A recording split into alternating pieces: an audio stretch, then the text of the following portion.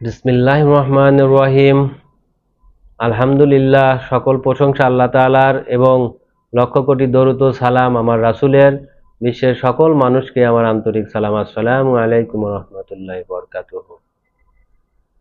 প্রিয় বিশ্ববাসী, আমি মানুষকে এবং আমার জীবনটা আমি এই মানব জীবন দ্বারা কিভাবে কাটাচ্ছি, কিভাবে আমি এই জীবনটা পেলাম, সেটা কি আমি কখনো ভেবেছি যে আমি কোথায় ছিলাম আগে এবং এখন আমি মানুষ হলাম?